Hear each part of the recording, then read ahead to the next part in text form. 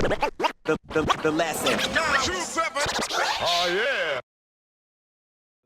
The first album, Mm. like your first official album. Yeah. Now, what was the name of that and what was the year? The first album's called Where It Starts, and that That's came out March 2013, so 5 years ago.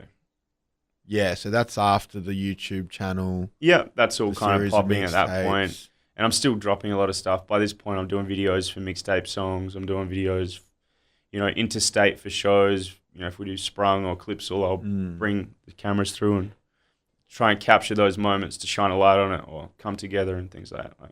Now, remember the launch for that in Adelaide was at the Gov? Yeah. Yeah, that was popping, man. Yeah, that was really dope, man. That was like one of my favorite nights in That music. had I to reckon. have been. I remember rocking up and I was just like, shit, like Yeah. this shit is popping. I know, dude. I really love that show. That was really cool. Because I always just loved the Gov, and we've seen so many of our heroes and our mates sell out the Gov, and I was like, I got to do that, man. I have to do that. And I just did real cheap tickets, and I was still getting a lot of play at the time. Did some ads and things like that. So yeah, it was a sick moment. It was real cool. Did you sell it out? We got very close. I think would have, probably- hey, because I just we were remember. about 20 tickets away by the end. Yeah, wow. Yeah. Yeah, because I remember I was thinking like, How the fuck did you do that? Yeah. nah, Yeah, that was not supposed to work. There was no way that was supposed to work. But if you're putting out enough content and you're really kind of connecting with people, they're more inclined to come out and just be like, yeah, man, I'm going to go see this shit. Let's go see what it's about. And then it's on you to win them there. Nothing really changes if you fuck the show up. So, And then so that's 2013-ish. yeah, that's 2013. That would have been, the launch would have been April. Okay, so you've dropped that album then, and then was it after the album that you had a battle on KOTD? Yeah, that would have been November that year. Yeah, so I kind of went on the road. I did my album. I did about 40 or so shows in that 6 months. And then by November, they were kind of calling to go to Canada. And that was that time. Now, a lot of dudes, when they drop, albums, especially if things are going well, Yeah. won't take up a battle. Yeah. But you did. Yeah, well, I'm kind of stupid enough too. And, I try to make the most out of all the opportunities, You shouldn't miss something just because it's a risk. I try to if you take the risks, you create the excitement. That's what a bit of me coming back was.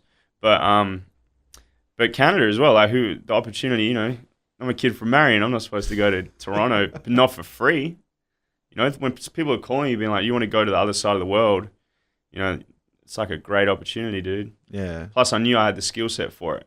If I'd never done it before, I might have been like, oh, this is suicide. But it's sort of like, it's like a boxer. If you know how to move, you'll survive it either way. Plus, it's a cool little bucket list thing. Yeah, a lot man. of dudes have died to go over there, man. KOTD is good like, it's that new URL, really, isn't it? Yeah, for sure. And you had, is it Unos? Yeah, Uno Lavos, who's a rapper from Philly. Now, Which is I kinda remember watching that battle when it came out, Yeah.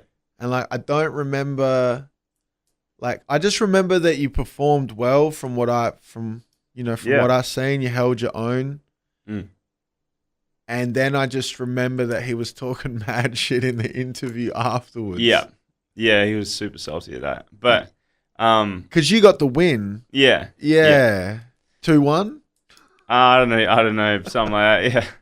Yeah, I mean, but the thing is, winning that worked against me because when it hits the internet, people already want their guy to win. So if me going out there and doing really well, I would have been better off if it wasn't judged because you'd just be like, oh, that kid did really well, instead of being like, fuck him, my friend should have won. Or fuck him, this other guy that I'm really familiar with should have won. So, I don't really miss these things, but it's not always a good look. Yeah. It's not always a good, it's a great experience and you learn a lot, but it's a very fine line with all of these, And then has there been any talks since then about going back on KOTD? Yeah, I mean, there was a couple of times, but just the timing, I guess. I kind of dip in and out of hyper productive times with music and stuff where it's I see the message come through and it's I just don't have time. Whether it's anyone in my life, let alone, you know, promoters about things, you know. So Yeah. but yeah, I always kind of left the door open for it. At the moment, I'm kind of not really thinking about any of that shit. So it'll be harder to see me going back, but you never know, I guess. The lesson. 927. Oh, yeah.